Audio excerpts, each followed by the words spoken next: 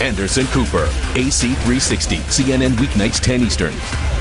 Tonight, a biblical-based theme park is creating controversy. It's about whether the government is too involved in helping to build it. Believe it or not, build a Noah's Ark.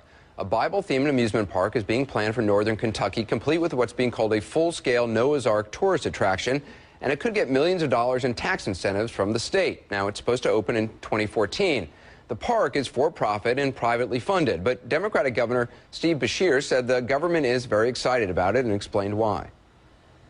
Let me express why state government and local officials in not just Grant County, but also in the numerous surrounding counties are so excited. The numbers alone tell the tale. This is a $150 million investment that is projected to create nearly 900 jobs, including almost 550 full-time jobs.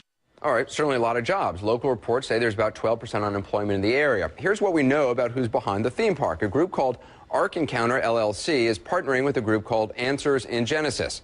Answers in Genesis built the Creation Museum in Petersburg, Kentucky, with exhibits from the pages of the Bible. Here's what we don't know at this point. We don't know who specifically is investing in the Arc Encounter project or how much the project will get in tax incentives. The Lexington Herald-Leader reports that state officials estimate that Park could get $37 million in tax incentives after it opens and starts generating tourist revenue. There could be some incidental costs the taxpayers may have to indirectly pick up. The Herald-Leader says the state's transportation department may have to widen exits off the interstate to accommodate the project. But the main point of controversy is this: how close is too close for comfort when there's a religious park being built and the government is helping at all? It's a really interesting debate. It's an emotional one. Earlier, I spoke with senior legal analyst Jeffrey Toobin, Reverend Barry Lynn, the founder of Americans United for Separation of Church and State, and Ken Ham, who's president of Answers in Genesis USA and the Creation Museum. Mr. Ham, do you see this park as part of a ministry, as essentially a church, or is it purely business? Well, actually, the Arc Encounter is a profit organization that's set up to give a particular view of biblical history. It's really a park about biblical history centered around Noah's Ark.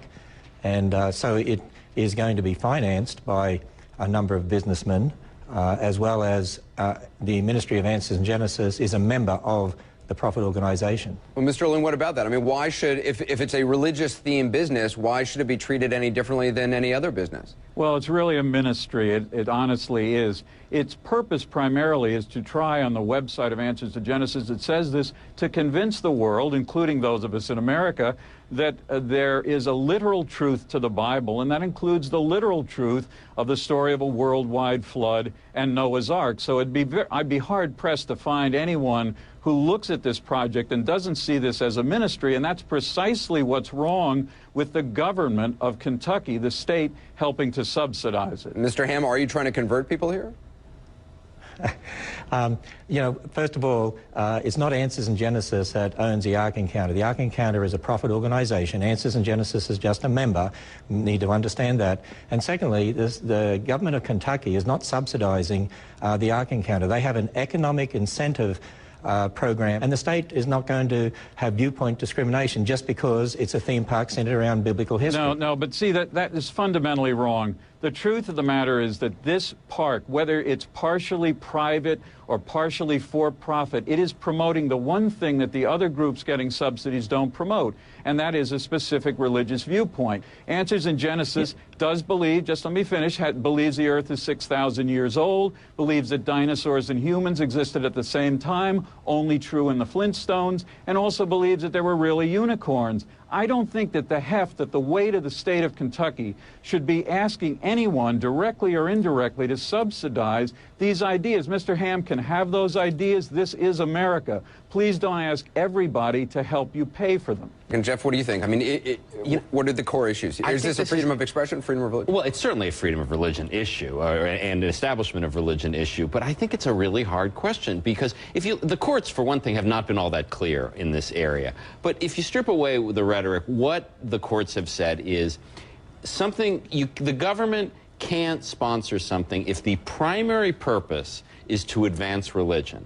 Well, what is the primary purpose of this amusement park? Is it just like Disney World, which is essentially secular, or is it more like a church? And this is some sort of hybrid, and you know, I don't know how the courts would look at it. In recent years, the courts have generally been more accommodating of government sponsorship of religion, of parochial schools, of soup kitchens. So my sense is they probably uphold it. Whether it's a good idea or not is a separate issue. Mr. Hem, what do you say to critics who believe that, you know, the state is essentially giving their blessing to this, and yet it goes against some of the educational goals that the state has set for itself? I think what you've got to do is, first of all, look at the, you know, I'm not an attorney, of course, but we have obviously consulted with some very experienced, you know, constitutional attorneys who do not believe this has anything to do with the separation of church issue, with the establishment clause or anything like that. And the economic incentive is for companies to come in, and particularly for tourism, this is the Tourism Development Act, is to come in and to provide something that will bring money into the state. I mean, this is going to provide 900 jobs at the park, an estimated 14,000 jobs in the ripple effect, bring in $250 million to the state in the first year, $4 billion over 10 years. It's an incredible... Your critics say that... Your critics say those job numbers are false or unproven.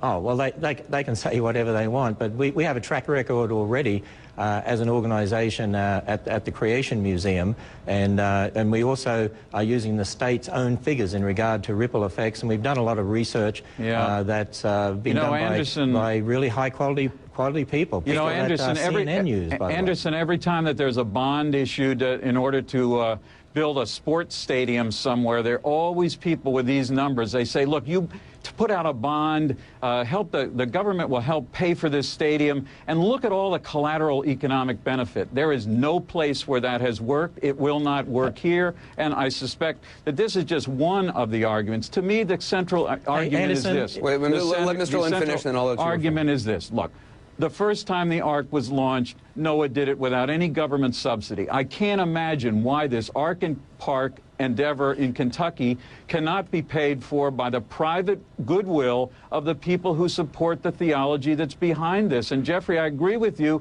If this was not really a ministry, it would, in my judgment, be a tougher question. But it is a ministry, and we know that from the very documents about this primary partner called Answers in Genesis. Mr. Ham, I want to give you a chance to respond, and then we got to leave you there. Okay. Actually, it's a profit organisation of which Answers in Genesis is a member.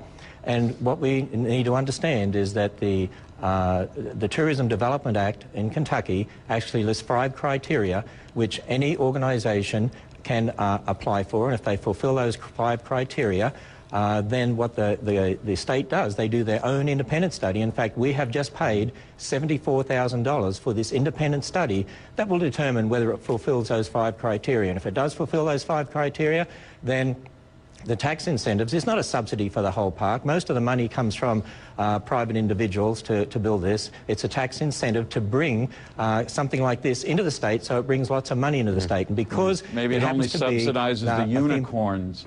Because it happens to be a biblical theme park with a biblical theme, then Barry Lynn and those in his group want this discriminated against, whereas the state is not discriminating against any group who wants to apply and fulfill those criteria. It's an incredibly contentious issue. I thought you both explained your positions incredibly well. Barry Lynn, thank you. Ken Ham, thank you very much. Good discussion. Jeffrey Toobin as well. Thanks.